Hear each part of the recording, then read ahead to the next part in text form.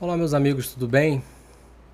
Eu gostaria de conversar com vocês sobre o inquérito 4.923, Distrito Federal, a respeito da decisão do excelentíssimo senhor ministro Alexandre de Moraes, que fixou a competência do STF para julgar os militares, bem como a atribuição da Polícia Federal para que se instaurassem as devidas investigações para a apuração de autoria e materialidade dos atos antidemocráticos do dia 8 de janeiro.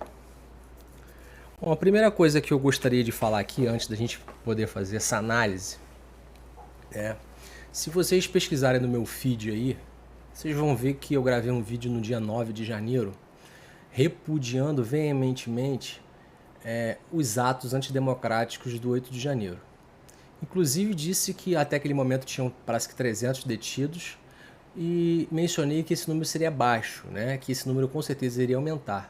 Né? E ao que me parece já passou de, acho que 1.500 pessoas, já passaram de 1.500 pessoas que estão respondendo a processos por conta daqueles atos.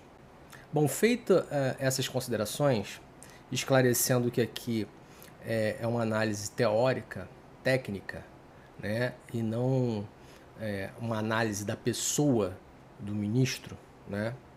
O que nos resta aqui é analisar a forma, a motivação dessa decisão. Eu reli essa decisão algumas vezes, busquei algumas orientações, vi alguns comentários de alguns colegas falando sobre a decisão, mas eu vi que os colegas eles narraram a decisão, né? Eles, ao que tudo indica, talvez por opção pessoal, não enfrentaram a decisão do ministro Alexandre de Moraes. O que eu percebo aqui de antemão é que essa decisão contraria o que está exposto no Código Penal Militar, né? Notadamente por conta da Lei 13.491 de 2017, ou seja, no ano de 2017 houve uma pequena reforma na legislação penal militar que modificou a compreensão do que seria crime militar, bem como ampliou a competência da justiça militar. Mas para que a gente possa mergulhar um pouco mais a fundo aqui, eu queria ler algumas partes da decisão, porque vai ser importante para que a gente possa debater aqui, e eu vou chamar os senhores à reflexão. O primeiro ponto é o seguinte: antes da gente ler qualquer linha dessa decisão, um delegado de Polícia Federal está representando, né, ao ministro que seja reconhecida, abre aspas, né, que seja reconhecida a atribuição investigativa da Polícia Federal e jurisdicional do STF, né, do Supremo Tribunal Federal, para processamento do presente caso, em especial em relação aos servidores militares das Forças Armadas e da Polícia Militar. O primeiro ponto que a gente tem que entender aqui, meus amigos, é o seguinte: se isso aqui fosse uma coisa pacífica, tá, não haveria por que a Polícia Federal representar e pedir autorização. Vocês concordam? Vocês fizeram essa pergunta? Eu não estou falando que a Polícia Federal está errada. O delegado de Polícia Federal aqui com certeza quer proteger a sua investigação, né? Para evitar qualquer tipo de, entre aspas, de retorno de chama. Ela vem narrando aqui as fases da Operação Lesa Pátria e diz que os policiais militares ouvidos indicaram possível participação ou omissão dos militares do Exército Brasileiro responsáveis pelo Gabinete de Segurança Institucional, GSI, e pelo Batalhão de Guarda Presidencial, BG. Defende a apuração com base no artigo 144, parágrafo 1º da Constituição, considerando que a Suprema Corte determinou a investigação pelo artigo 359L, abolição violenta do Estado Democrático de Direito, e 359M, golpe de Estado do Código Penal, além de outros conexos. Bem, no vídeo de 9 de janeiro, que está aí no meu feed, você pode ver, eu sustentei naquele momento que até aquele momento não havia indícios de tentativa de golpe de Estado, que naturalmente as investigações iriam demonstrar qual era a real intenção. Inclusive, até aquele momento não aparecia a tal minuta do golpe aí, que eu não posso falar sobre isso porque eu não tenho conhecimento. A Polícia Federal continua e diz o seguinte, ó: estando o processo afeto em razão da matéria à jurisdição do Supremo Tribunal Federal e cabendo à Polícia Federal atuar junto à referida corte na condição de polícia judiciária da União, artigo 144, inciso 4 da CF, incumbência constitucional que exerce com exclusividade. Restam afastadas, no presente caso, potenciais divergência quanto à eventual atribuição investigativa militar, na medida em que, reitere-se, o caso trata de crime contra a ordem política e social, a competência jurisdicional é do Supremo Tribunal e não da Justiça castrense. Bom, a Polícia Federal não estava confortável para abrir uma investigação. Não precisava da autorização do Supremo Tribunal Federal. Veja que o Exército Brasileiro instaurou alguns procedimentos de investigação e não pediu autorização a ninguém. Até porque o Código de Processo Penal Militar diz que ele tem os comandantes, né, no artigo 7º, salvo engano, quem detém o poder de polícia judiciária militar. De ofício pode instaurar. Então não precisava dessa representação. Pediu porque sabe da divergência. Inclusive já se defende aqui na petição, dizendo que restam afastados, no presente caso, potenciais divergências. Não restam afastados, ao contrário. Existe sérias divergências quanto a isso aqui. Mas vamos lá. Ela fundamenta com teor no artigo 144, parágrafo 1º, inciso 1. O caso trata de crime contra a ordem política e social. Como nós vemos na Constituição, tá? Convido a vocês a abrirem a sua Constituição, no artigo 144, parágrafo 1º, inciso 1. De fato, uma das atribuições da Polícia Federal seria apurar infrações penais contra a ordem política e social, ou em detrimento de bens, serviços e interesses da União, etc, etc. Até aqui a gente está de acordo, tá? Só que quando ela começa a falar que não tem divergência, tem divergência. E vem mencionando o seguinte a decisão. Por fim, com o objetivo de apurar os fatos noticiados a respeito de possível omissão e conivência dolosa dos responsáveis pelo planejamento operacional. Planejamento operacional. Guardem essa informação. O que permitiu a prática de graves crimes, etc, etc. Representa por diversas diligências, porém com a manutenção do sigilo, etc. É o relatório. E aí o ministro vem decidindo. Vem falando que foram instaurados diversos inquéritos, que os atos foram muito graves, de fato foram graves e merecem reprimenda estatal, tá? A gente não pode ser conivente e admitir esse tipo de coisa no nosso país. E vem narrando, além dos inquéritos, além desse inquérito aqui, né? Foram instaurados diversos outros, inclusive com oferecimento de quase 900 denúncias pela PGR. Vem falando sobre as garantias fundamentais, o devido processo legal, o juiz natural, etc, etc. Quando chega mais à frente, aí a gente começa a ter um pouco de divergência aqui. Eu concordo em parte, mas eu vou explicar aqui a parte que eu não concordo, né? Em total e absoluta observância aos princípios do devido processo legal e do juiz natural, a competência do Supremo Federal para a presidência dos inquéritos, que investigue os crimes previstos no artigo, e ele vem narrando. Inclusive fala dos atos terroristas. Vocês já devem ter visto que inúmeras pessoas defendem que não tem como enquadrar essas condutas num ato de terrorismo. E eu sou uma dessas pessoas que defende isso. Mas eu não vou entrar aqui porque não é objeto do nosso vídeo. E vem elencando uma série de crimes possivelmente praticados por diversas pessoas, né? E diz o seguinte: não distingue servidores públicos, civis ou militares, sejam das Forças Armadas, seja do Estado, policiais militares. Perfeito. Até aí estamos de acordo. E vem dizendo que, nos termos do artigo 124 da Constituição, a Justiça Militar da União compete processar e julgar os crimes militares definidos em lei. E vem falando da Justiça Militar do Estado. E aí eu quero ler para vocês o seguinte trecho.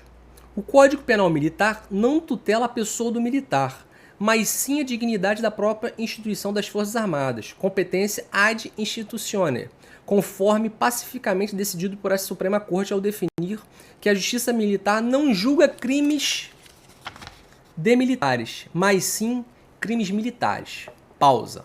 De fato, a Justiça Militar da União, por exemplo, Justiça Militar do Estado, não julga crimes de militares, mas sim crimes militares.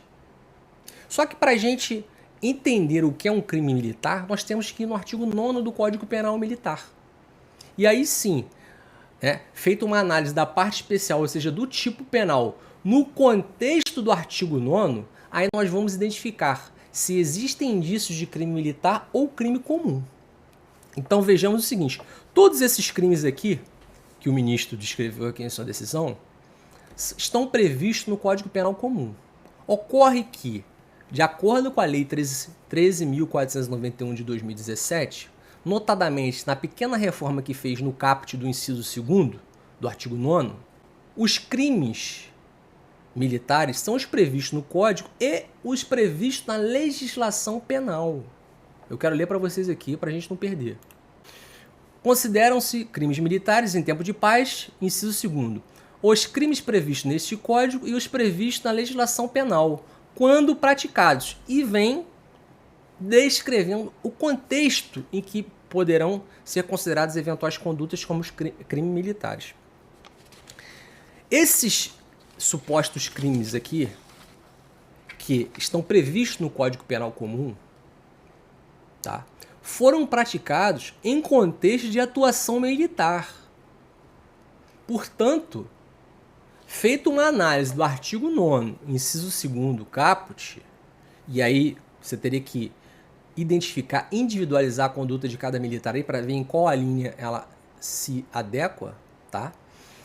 Não poderia essa investigação, bem como o julgamento, ficar a cargo do STF, tá? Tanto assim que o próprio Exército Brasileiro instaurou de ofício diversos inquéritos. Vou continuar. A todo momento, tá? O ministro faz questão de elencar os tipos penais. Esses crimes, se praticados no contexto do artigo 9º, inciso 2º, são considerados crimes militares. A doutrina está aí. Se você pesquisar no STM, tem diversos julgamentos. Isso é pacífico dentro do direito penal militar. Não tem divergência nenhuma quanto a isso, tá? Mas tem uma parte aqui que o ministro fala que os crimes investigados não dizem respeito a bem jurídico tipicamente associado à função castrense. De fato, esses crimes, a função castrense não. Mas, veja, eu particularmente vi diversos vídeos de fatos que ocorreram naquele dia. Eu me lembro de um, tá? E pode ter relação com isso aqui, que era um coronel do Exército, fardado, batendo boca com o choque de Brasília, dentro de algum prédio lá, público, que eu não me recordo onde era, tá? Ali, naquele momento ali, onde o coronel dá uma ordem para que os militares se omitam, é o que eu me lembro, mas vocês devem lembrar, tá? Aquele contexto ali afeta a vida castrense, afeta a hierarquia e disciplina. A justiça militar tem interesse, sim, e legitimidade para julgar aquele fato ali. Mas aquele fato está descrito nas condutas que o ministro elencou? Não. Como tipo penal? Não estão. Porque são crimes tipicamente militares. Vou mais à frente. Como que o STF vai julgar esse tipo de crime? Vamos lá. Eu separei pequenos tipos aqui que podem ter ocorrido, eu não tenho conhecimento. Artigo 160 do Código Penal Militar. Desrespeitar superior diante de outro militar. Ali houve um bate-boca. Um suposto desrespeito. Pena, detenção de 3 meses a 1 ano, se o fato não constitui crime mais grave. Esse é um crime militar? É um crime propriamente militar. Claro, desrespeito superior. Mas a questão é a seguinte: como que vai ficar esse tipo de crime? Quem vai julgar? Então, todas as investigações e processos que eventualmente estejam tramitando no STM, que indicam, que apontam indícios de crime militar, o STF vai julgar crime militar? É isso? Não, Diego. Ele só vai julgar os crimes comuns. Sim, mas os crimes comuns, de acordo com o artigo 9º, inciso 2º caput, naquele contexto ali, a competência é da Justiça Militar. Eu penso que não é a melhor solução. Digo mais, se o ministro, se fosse o caso, quisesse amenizar a divergência quanto a isso aqui, eu digo até que a Polícia Federal poderia receber a atribuição para investigar esses crimes, porque ao final da sua investigação poderia identificar: olha, esses militares aqui praticaram X crimes comuns, né? E eventuais crimes militares. Quanto aos crimes militares, se remeta a cópia dos autos para a Justiça Militar apurar, e o crime comum ao STF.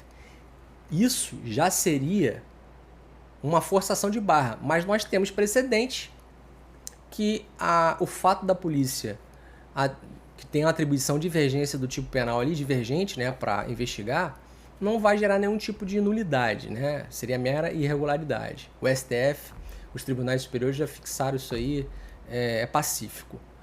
Mas veja, fixar a atribuição da Polícia Federal e a competência para julgar crimes, aí ele vai falar só crimes de militares, não crimes militares. Como que esses crimes não são crimes militares, de acordo com o artigo 9º caput? Não são crimes propriamente militares, mas são crimes, sim, militares. Penso que esses crimes deveriam ir para a Justiça Militar. Mas, Diego, não seria protecionismo? Não, você está gerando uma violação, uma presunção de inocência da Justiça Militar da União. E, por que não, da Justiça Militar dos Estados, do Distrito Federal, para ser mais específico. Tá? É o que eu penso. Eu li e reli, não consegui chegar a esse entendimento aqui do ministro, tá? Respeito a decisão. Vi alguns colegas comentando apenas a decisão, mas não abrindo para divergência. Se não tivesse divergência, o delegado de Polícia Federal não teria feito essa petição. Teria instaurado. Não teria porquê. Entendeu? Agora, tem mais um ponto aqui. Existem algumas ações que tramitam no STF que estão questionando a competência da Justiça Militar da União em determinados casos. Agora vem o contexto, né? Eu vou falar agora do contexto. Não é interessante para a Justiça Militar da União suscitar conflito com o STF. Essa é a verdade, né?